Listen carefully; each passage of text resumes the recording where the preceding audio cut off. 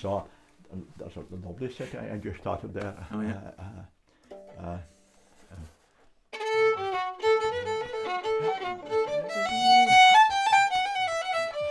Yellow Rose of Texas. Huh? A friend of mine calls that the Yellow Rose of Texas. That's right. For the few seconds. It's nearly the same. Yeah, it's the melody same. going, Yeah. And then I go into yeah. Oh, lovely. Yeah. So we'll do that set, I'd say.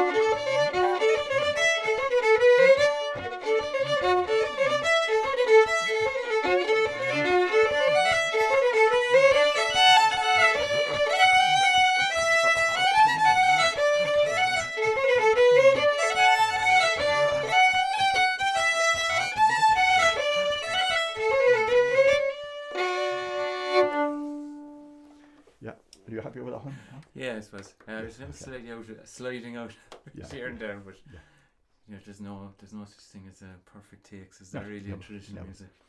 It's fairly intensive, you know. There's fucking Kerry slides there on it. Yeah. We were playing that over in Cocknow a bit.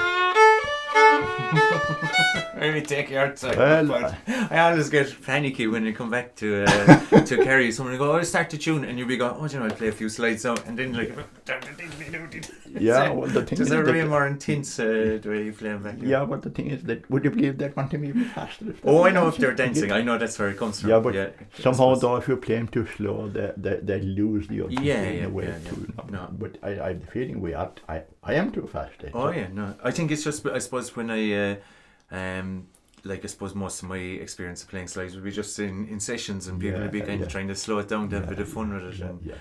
But I notice it all the time when they come back. That was the thing I forgot to say about Padraig.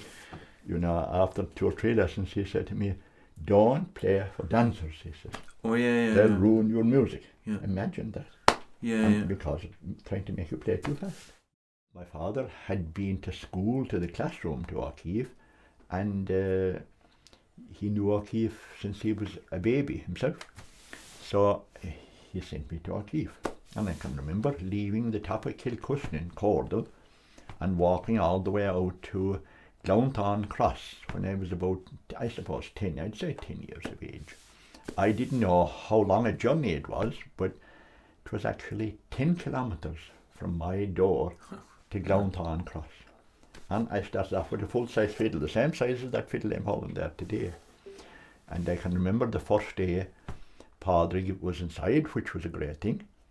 And he helped me to take off my coat and hung it on the banister of the stairs, the big post at the bottom of the stairs.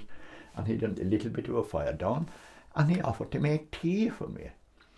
And he started to tune the fiddle, and man, I could hear the magic of the way he tuned that fiddle. The fiddle sounded like a different thing altogether when he tuned it, you know.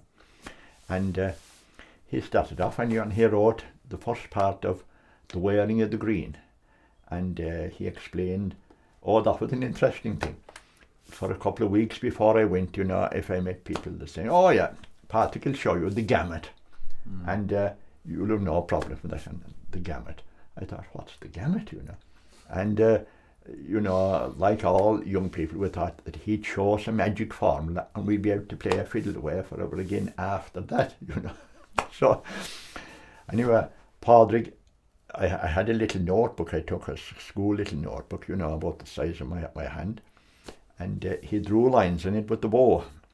You know, he held the bow down and he drew 5 lines. And he wrote out a tune, The Wearing of the Green, with letters 3 0 1 1 1 1 1 3 3 1 1 0 0 1 0. That was the first part of The Wearing of the Green. Oh, then tell me, Sean O'Fadl, tell. And there were so many songs written, you know, but that was my lesson. Oh, he wrote out a set of rules.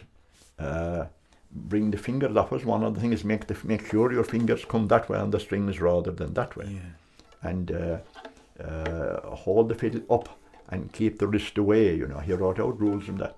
And that was all they ever again had about him. You know, and of course, doing a load of wrong things.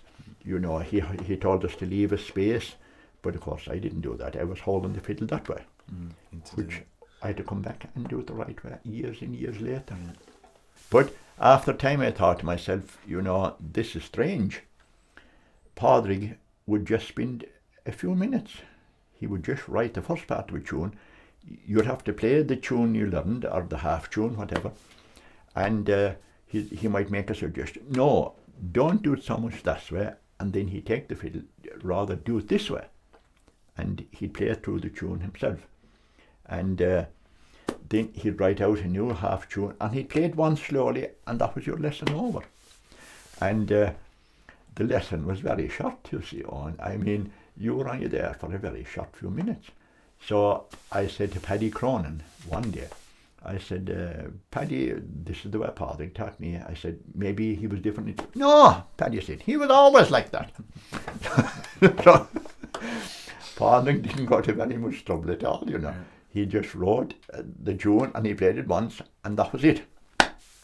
I don't think I hardly ever met one motor car on the road that time. That was in 1959 and 60. But the thing that happened after a couple of years, in fact, was that I began to find out that after walking all the way, it come there, Padraig wasn't there. But I'd hang around there, and of course, after a while, there'd be no tea or nothing. I'd have to turn around and walk it away back. And you know, the way kids saunter along, there was no real push. And of course, a few times I stole a bike. But I stole a bike in that time and cycled away with a fiddle under an extra away. But looking back on it though, I'm amazed at coming down Pike. Imagine coming down Pike Hill with a bike and a fiddle under one extra. I can't believe that I did it, you know, or else I must have walked down, because it was such a steep incline, you know, that God knows. Maybe I had sense enough to walk down, but I'm still alive anyway. The first day, when the lesson was over and I was walking out the door, Padraig was very friendly that day. I said, Padraig, how much will the lessons be? God knows, he said, Gossoon, I won't be handing you 5 bob. And 5 bob was a lot of money at that time. Yeah. That 5 shillings that time would buy at least 3 pints of Guinness and maybe 20 cigarettes, and you still would have some change left over. I didn't pay him that day, so I was a week behind. So I still owe Patrick 5 shillings. You know.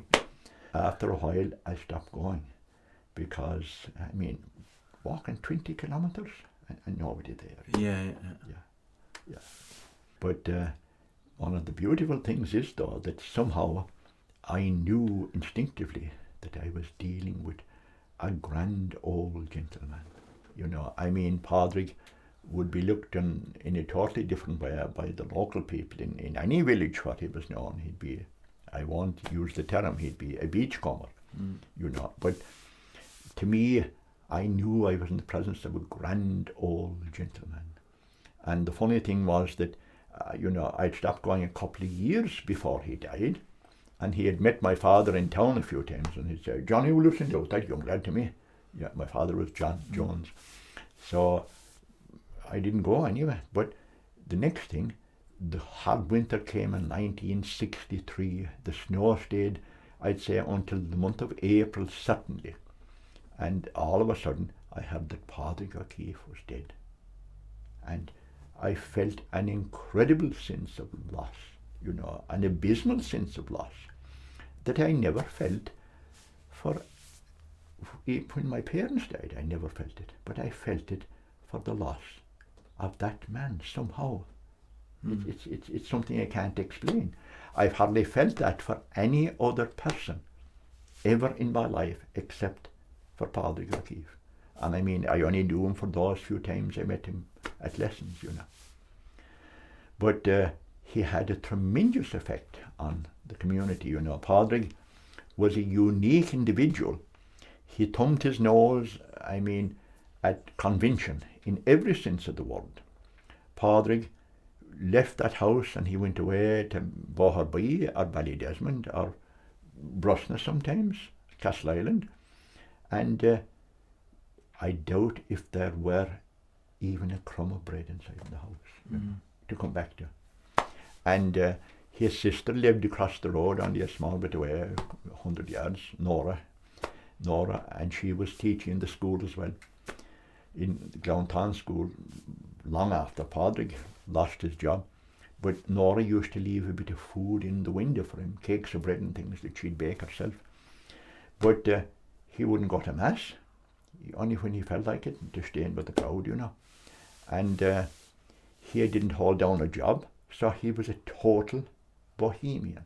He was a man that lived outside of that society completely.